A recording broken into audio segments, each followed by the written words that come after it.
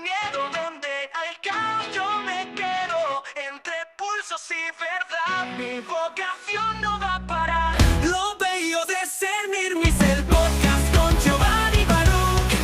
Somos ciencia, somos alma, contigo firme, voz que calma. Nadie escucha, pero ahí estamos. Lo bello de ser Mirmis, código blanco, espíritu fuerte, manos que luchan contra la muerte. No somos héroes, somos constantes. Lo bello de ser Mirmis, desafiante y con blanco. Hola, ¿cómo están mis queridas bellas y bellos enfermeros? Bienvenidos a su podcast favorito de todos los martes, Lo bello de ser Nurse.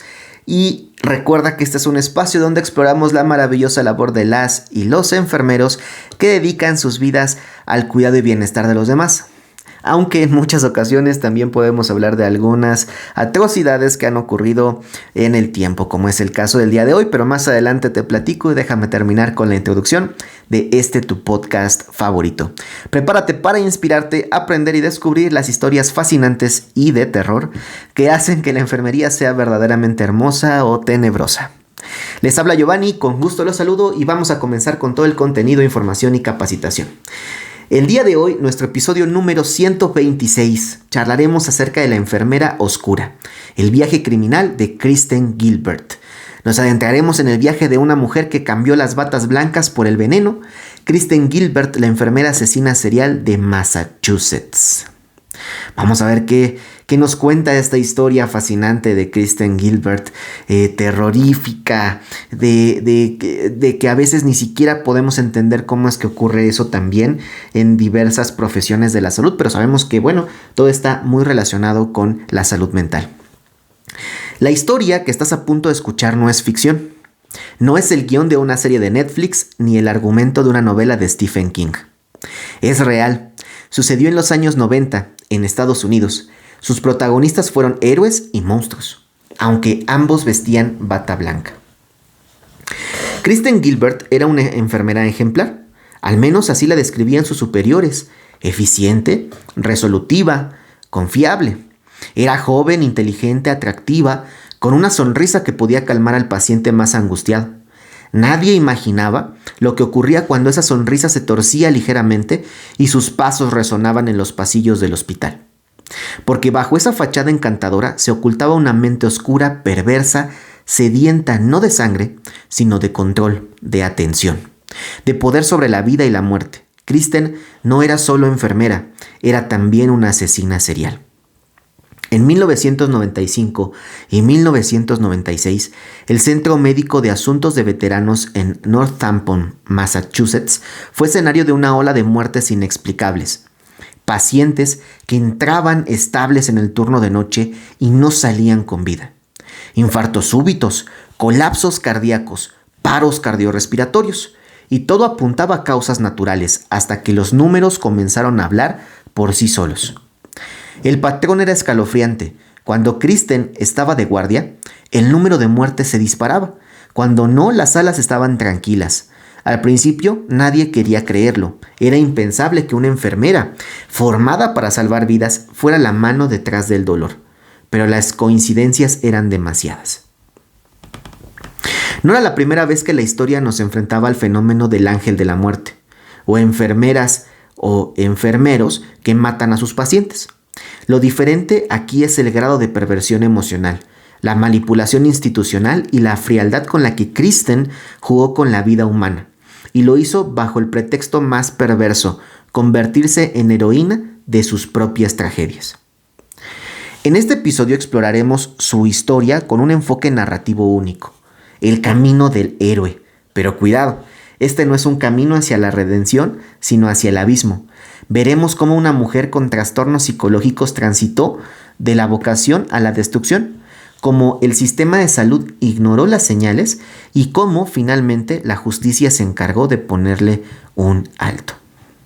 Bien, porque sí, este es un podcast sobre enfermería, pero también es un podcast sobre poder, sobre impunidad y sobre cómo los verdaderos monstruos no siempre se esconden bajo la cama. A veces usan un uniforme blanco y llevan una credencial colgada en el cuello.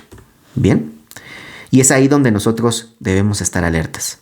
Prepárate para conocer a Kristen Gilbert, la enfermera que nunca debió estar al cuidado de nadie. Como te dije que lo íbamos a contar de acuerdo a el enfoque narrativo único que no hemos hecho hasta el día de hoy con Kristen Gilbert, y contaremos el famoso camino del héroe de esta trastornada enfermera de los años 90 en Massachusetts, Estados Unidos. Listo, pues bueno, voy a iniciar con el primer capítulo, el primer acto, ¿vale? El mundo ordinario, la construcción de Kristen Gilbert. Kristen Heather Strickland nació el 13 de noviembre de 1967 en Fall River, Massachusetts. Fall River, una ciudad gris de pasado industrial, famosa por su herencia textil y también por otro detalle siniestro, ser el lugar donde vivió Lizzie Borden, la célebre parricida del siglo XIX. Quizá fue una coincidencia irónica que Kristen naciera ahí, o quizá, como algunas personas creen, hay lugares donde la oscuridad nunca se marcha del todo. Desde pequeña, Kristen no era como las demás niñas, era brillante, sí. Tenía un alto coeficiente intelectual, leía con facilidad, era verbalmente ágil y articulada. Pero había algo más, algo que inquietaba a quienes realmente la observaban, una frialdad emocional que iba más allá de la timidez o el desapego. Sus padres, Richard y Claudia Strickland, eran de clase media, él ingeniero, ella ama de casa.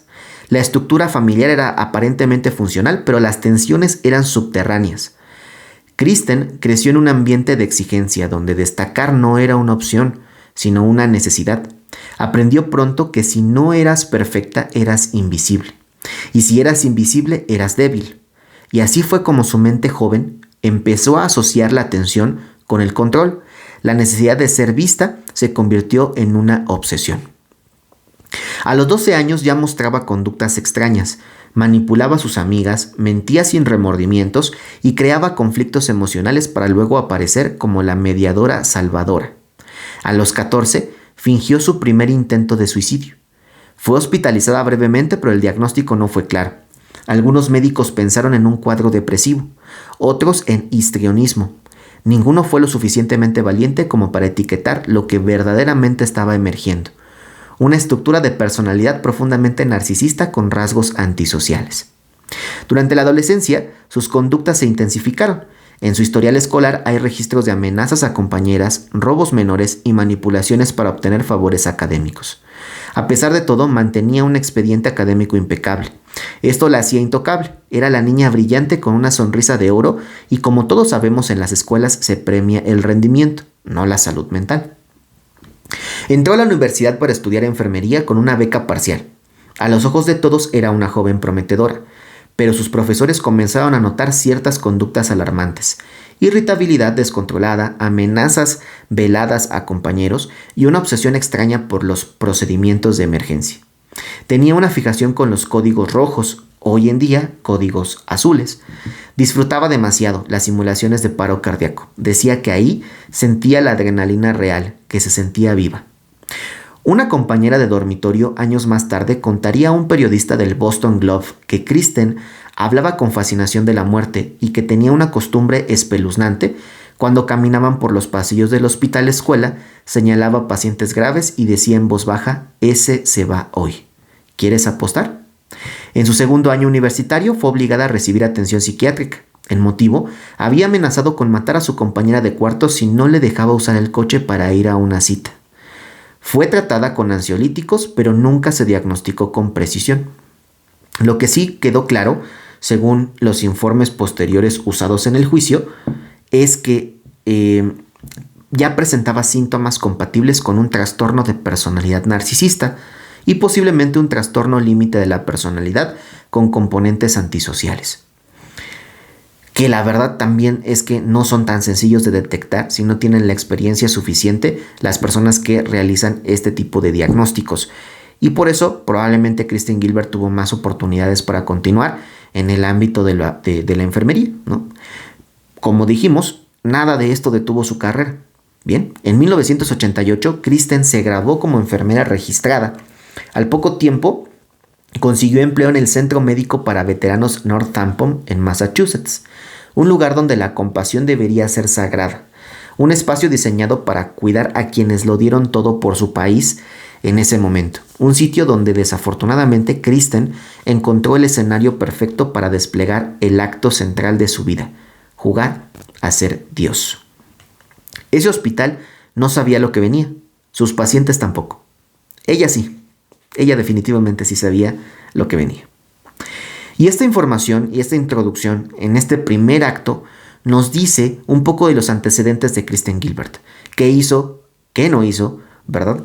Cómo es que desde muy pequeña tuvo estas actitudes muy importantes, esos descontroles emocionales también muy importantes, incluso a llegar al chantaje, ¿no? La manipulación y claro, amenazas de muerte a personas que estaban cerca a ella.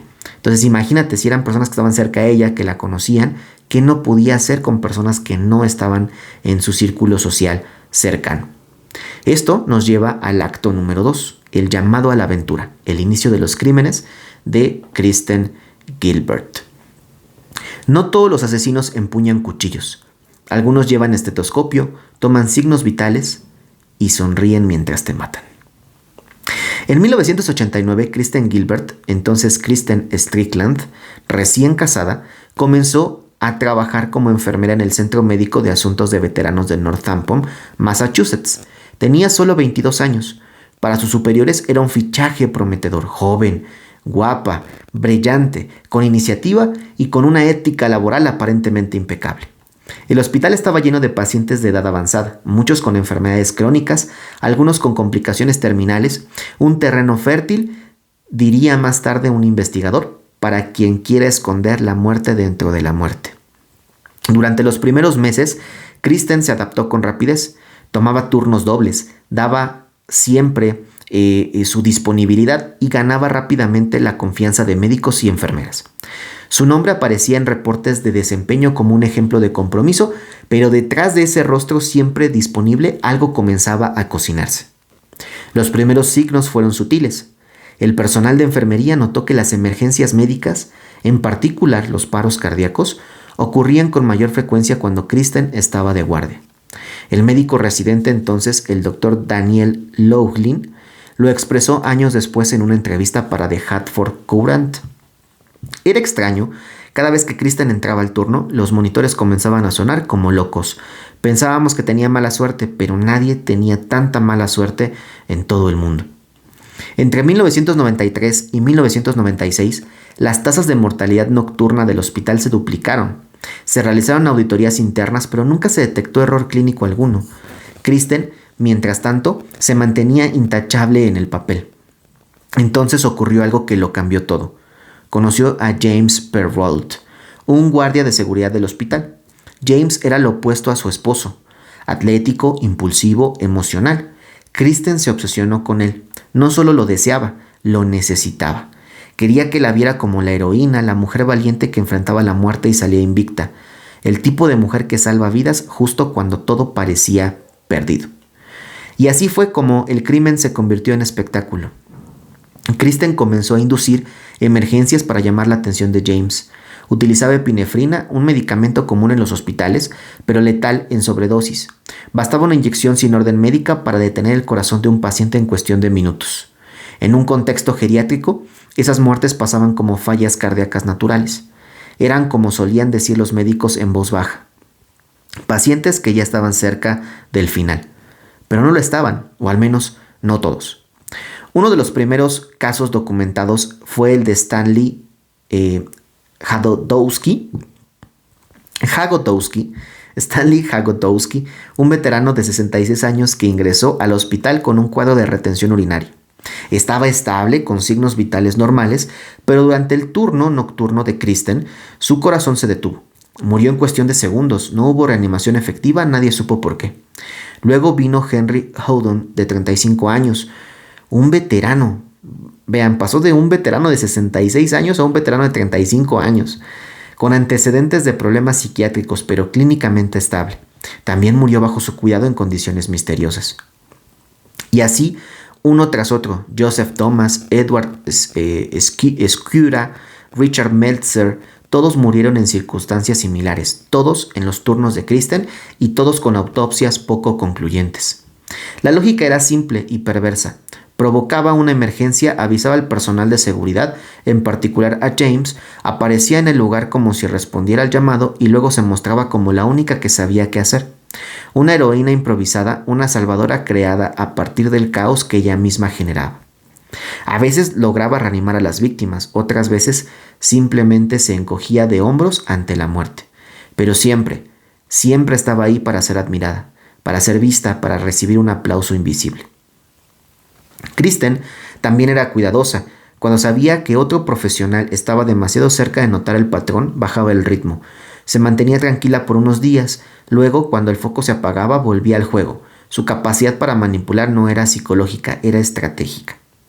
En el hospital muchos empezaban a llamarla en secreto la Dama de la Noche, no por su turno, sino por lo que la acompañaba. Los rumores crecieron, pero el miedo al escándalo institucional impidió acciones directas. Nadie quería decir en voz alta lo que todos pensaban, que había una asesina entre ellos. El personal de enfermería vivía en estado de ansiedad.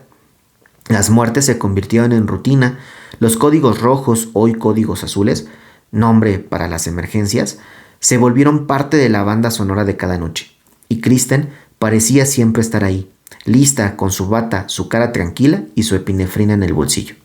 Pero como todo gran depredador, Kristen Gilbert se volvió adicta al riesgo, y ese riesgo eventualmente abriría la puerta a su caída. Esto nos lleva al tercer acto, para poder describir quiénes fueron los aliados, los enemigos y el principio de la caída de Kristen Gilbert. Toda historia de poder mal usado encuentra su ruptura en el momento en el que alguien se atreve a mirar directamente al abismo. Kristen Gilbert era una estrella dentro del hospital, sonriente, cumplida, profesional. Nunca llegaba tarde, nunca levantaba la voz, nunca dejaba una tarea incompleta. Tenía la fórmula perfecta para volverse invisible, justo cuando más daño causaba. Pero incluso las máscaras mejores diseñadas terminan por resquebrajarse. En 1995, cuando el número de muertes en el turno nocturno ya era objeto de rumores incontrolables, el personal médico comenzó a hablar entre susurros. Enfermeros de planta intercambiaban miradas cada vez que se anunciaba un nuevo código azul. La jefa de piso, Ann House, notó que las muertes coincidían casi exclusivamente con los turnos de Kristen. Lo reportó a sus superiores, pero las autoridades administrativas respondieron con un silencio sepulcral. En parte por miedo al escándalo, en parte por incredulidad. Nadie quería creer que una enfermera pudiera matar, porque si eso era cierto significaba que el sistema mismo había fallado. Mientras tanto, Kristen seguía su danza siniestra. Su obsesión por James Perrault, el guardia de seguridad, se había intensificado. A los ojos de Kristen, James no era un simple interés romántico, era el testigo que daba sentido a su representación, el público de su teatro personal. Se enviaban mensajes, se veían fuera del hospital, coqueteaban abiertamente. En una ocasión, según declaraciones de colegas durante el juicio, Kristen provocó una emergencia médica simplemente para que James tuviera que subir corriendo a la sala de pacientes. Quería verlo en acción. Quería verse reflejada en sus ojos como la heroína que salvaba la situación. Y lo más perturbador, James no sospechaba nada. De hecho, la admiraba. Decía que Kristen tenía nervios de acero y que era la única que no perdía la cabeza cuando todos los demás lo hacían. No sabía, aún, que ella era quien creaba el caos del que luego lo rescataba. Pero en octubre de 1995, el patrón se volvió demasiado evidente. Los registros del hospital mostraban un aumento significativo en las muertes justo durante los turnos de Kristen. En un periodo de 7 meses, 350 emergencias médicas, incluyendo al menos 80 muertes. En otros turnos, las cifras eran drásticamente inferiores, y el matemático David Whiting, experto forense, fue consultado por la fiscalía años más tarde y afirmó que estadísticamente era imposible que tantas muertes fueran aleatorias. Solo hay 2 posibilidades. O el hospital era una ruleta rusa viviente, o alguien estaba interviniendo. El testimonio es un testimonio judicial del caso de Estados Unidos contra Gilbert en 2001. Los verdaderos enemigos de Kristen no estaban en la fiscalía. estaban en su propio hospital. 2 colegas, Debra Gautier y Elanie Whitman, enfermeras veteranas, decidieron registrar patrones, guardar notas y contactar discretamente al FBI. Ellas fueron las primeras verdaderas heroínas de esta historia. El hospital, presionado por las sospechas, ordenó una revisión interna. Kristen, al enterarse de la auditoría, pidió una licencia voluntaria alegando agotamiento laboral. Y entonces cometió un error garrafal. Mientras estaba de licencia, las muertes se detuvieron por completo. Durante semanas, ni una sola emergencia, ni un solo paro cardíaco inexplicable. En el hospital era, por primera vez en meses, un lugar tranquilo. Los registros comparativos sellaron la sospecha, y en marzo de 1996, Kristen fue formalmente confrontada por el jefe de servicios médicos. Su respuesta fue evasiva, pero poco después de la conversación, una llamada anónima alertó al hospital sobre una bomba supuestamente colocada en el ala oeste del edificio. El hospital fue evacuado, no encontraron nada. La llamada fue rastreada y provenía del teléfono de Kristen Gilbert. La enfermera estrella, la salvadora de vidas, la compañera impecable, ahora era oficialmente sospechosa de terrorismo. Su relación con James también comenzó a desmoronarse. En una conversación grabada por la fiscalía, James le preguntó directamente si había tenido algo que ver con las muertes, y Kristen, bajo presión, explotó. Gritó, lloró, se encerró en el baño del hotel donde estaban reunidos, y esa fue la primera vez que él dudó.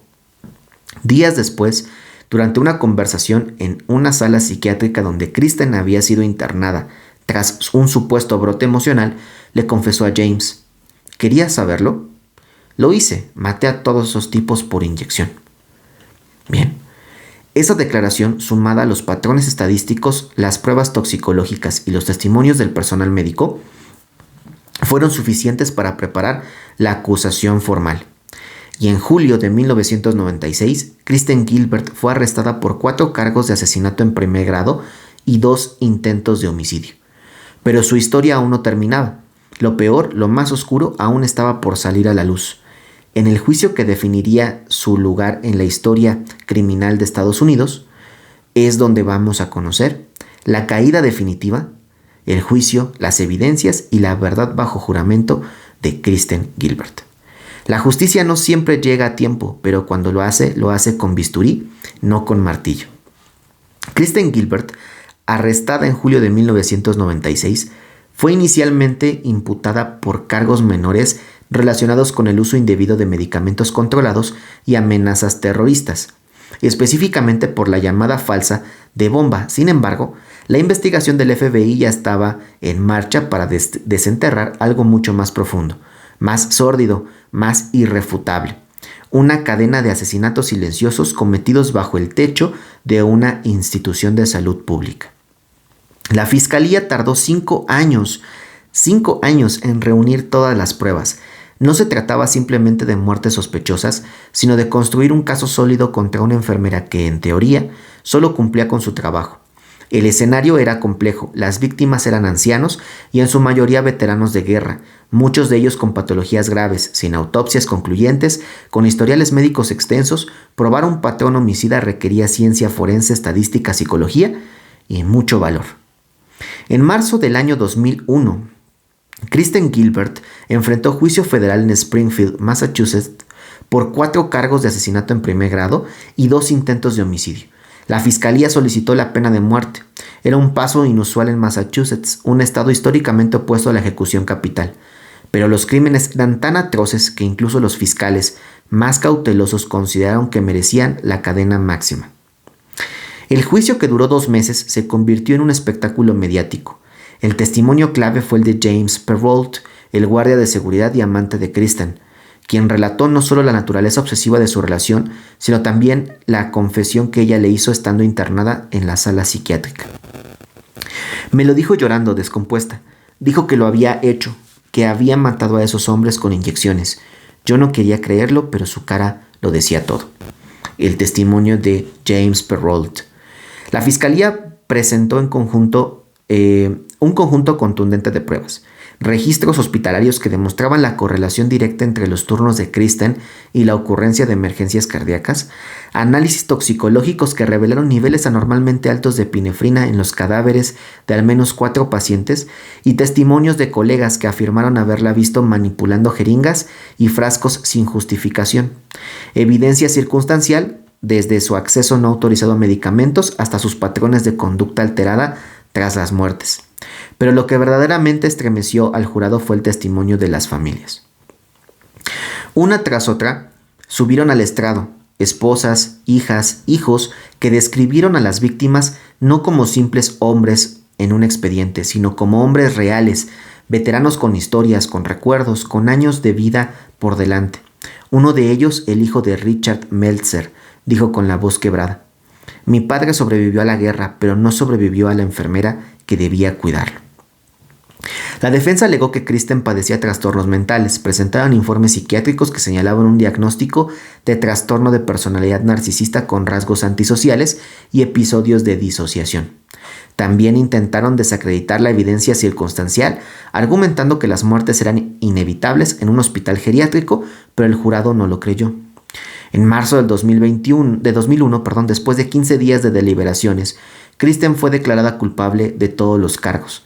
La fase de sentencia duró otros 10 días.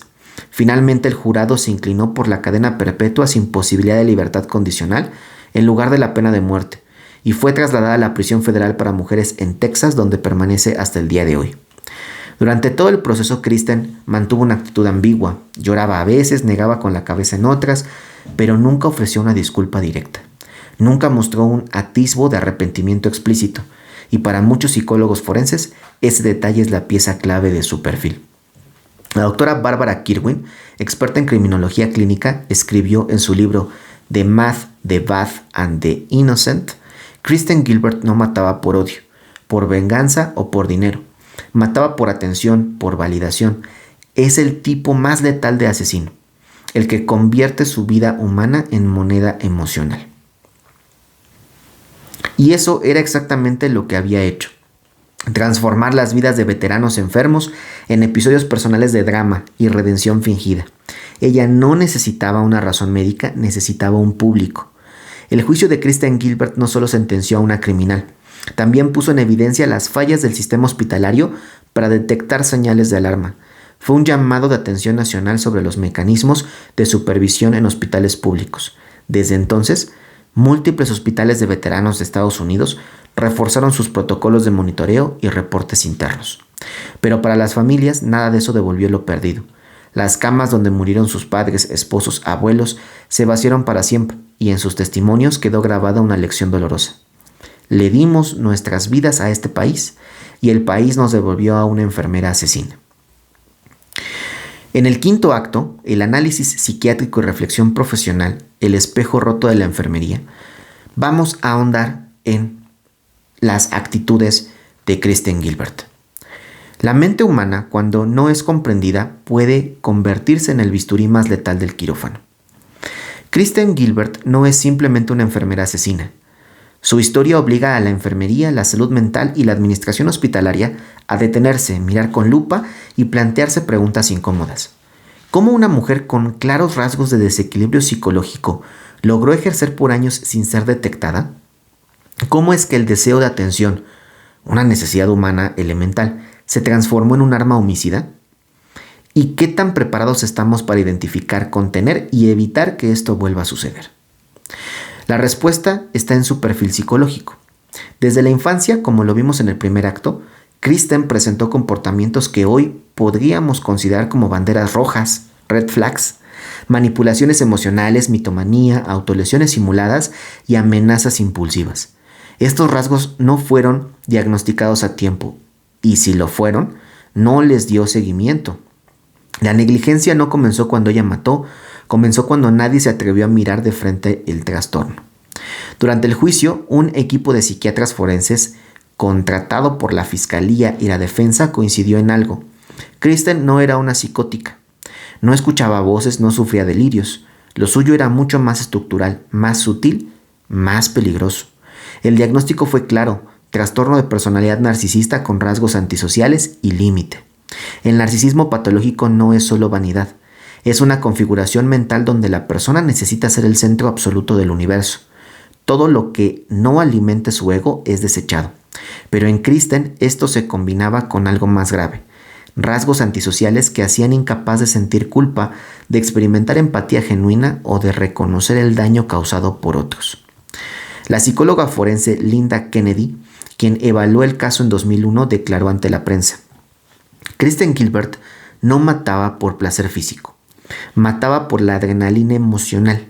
Para ella las emergencias eran escenarios teatrales donde podía brillar y los pacientes eran su utilería.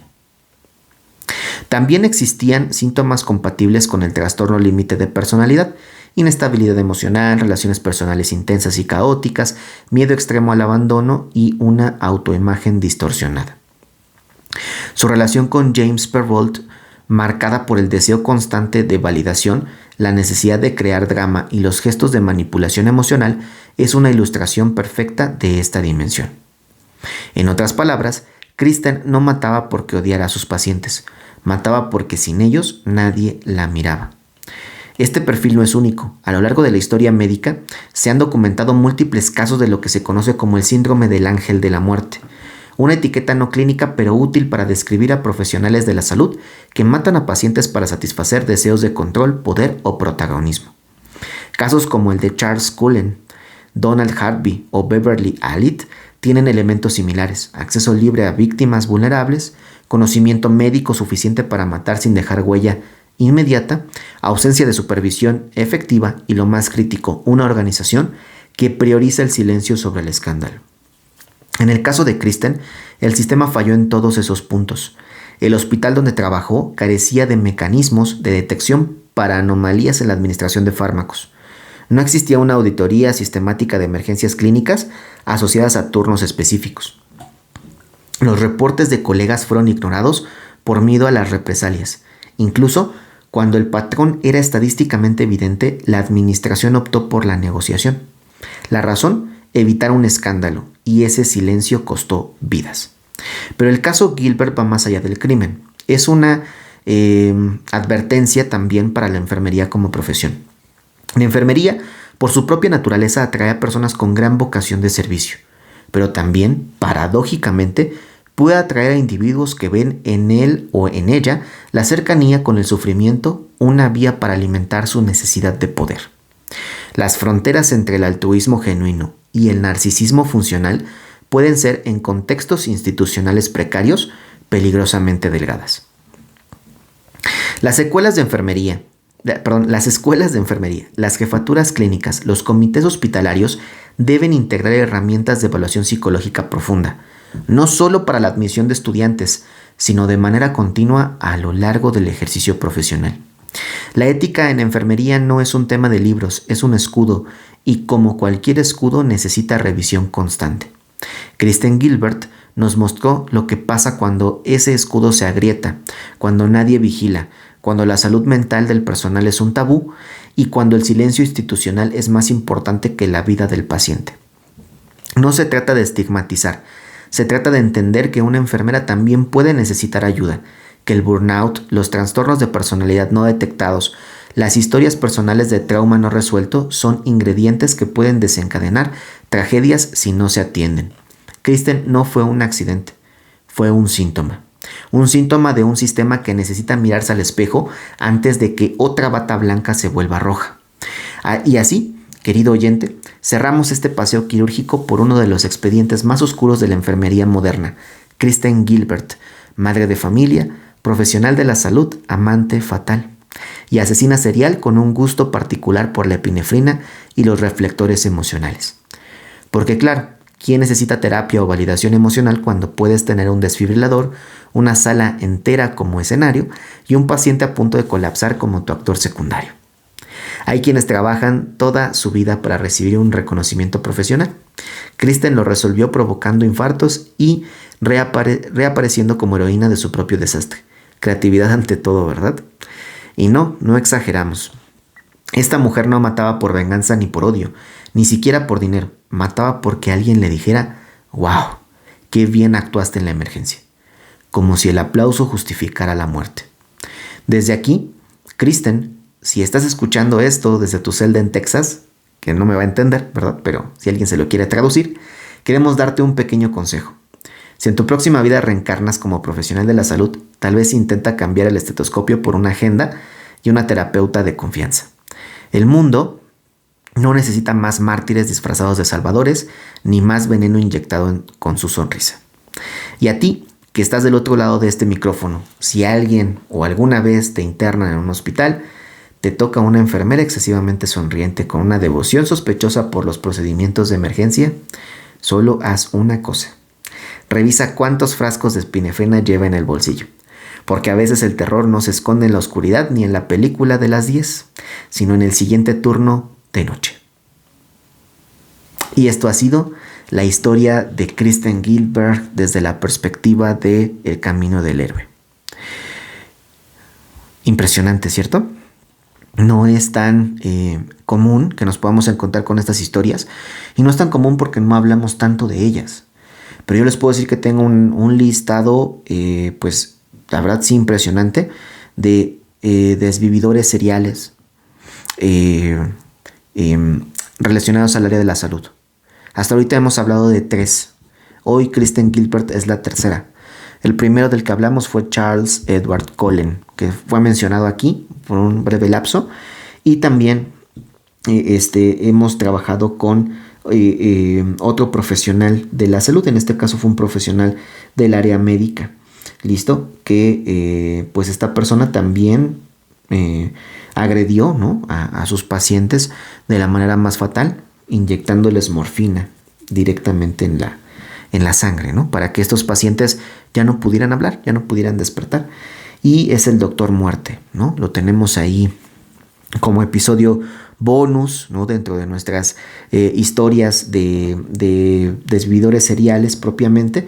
Listo, pero ahora, pues bueno, en esta reforma que hemos hecho, vamos a llamarla así, a nuestro podcast, pues bueno, todos esos episodios forman parte del podcast, claro, como episodios bonus en su momento, listo, pero todos forman parte de el podcast. Entonces, todo lo que encuentres en las carpetas, si es que nos vas a buscar a YouTube y encuentras carpetas notas rojas, carpetas de desvividores seriales, carpetas leyendas enfermeras o carpeta de teóricas de enfermería y demás, pues bueno, son episodios bonus de nuestro podcast, ¿vale? Y los hemos traído así. Pronto los van a poder encontrar también en los audios en Spotify para que los puedan escuchar ahí con calma y las veces que ustedes quieran. Y pues bueno, Harold Shipman, Charles Edward Cullen y Kristen Gilbert, pues bueno, son 3 ejemplos claros de que en estas áreas también podemos ser manipulados y engañados por este tipo de profesionales de la salud, ¿no?, que tienen perfiles psiquiátricos muy, muy interesantes, listo, pero que nosotros no podemos detectar a simple vista porque no tenemos esa capacitación. Sin embargo, siempre hay que estar al pendiente de lo que hacemos. Y es por ello y con ello que me despido el día de hoy, aunque antes de terminar, te recuerdo que le des like o manita arriba, que actives la campanita para que YouTube te avise cuando subimos un nuevo episodio de nuestro podcast. Hasta aquí nuestro episodio del día de hoy. Sigan con nosotros en nuestras plataformas más escuchadas: Spotify, Google Podcast, Apple Podcast, Web Browser, Amazon Music, iHeartRadio, listo, y evidentemente aquí en nuestro canal de YouTube para todo el contenido educativo y también todo el contenido de entretenimiento que tenemos para ustedes. Si quieren que hablemos de algún tema en específico, pueden dejarnos un mensajito en nuestras redes sociales: Instagram, Facebook, TikTok, X, Threads, y si me faltó por ahí una, creo que no, ¿verdad? Pero en todas nuestras redes sociales, como Lo Bello de Ser Nurse, nos van a poder encontrar y lo más pronto posible tocamos el tema del que ustedes nos están solicitando, ¿no? Puede ser que hablemos también de otro asesino serial relacionado al área de la salud, de otra enfermera que cometió crímenes también atroces. ¿Listo? Déjenlo aquí en la cajita de comentarios. Quiero más información de esto y podemos traerlos como episodios bonus.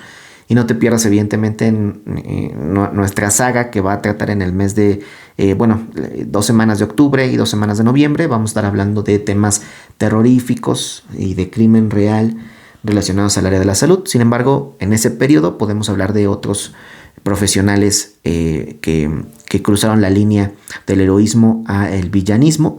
¿Listo? Así que pues ahí te esperamos con mucha esperanza y mucha emoción para que nos puedas comentar si te gustó esta historia, cómo la manejamos y si quieres que hagamos más de esto.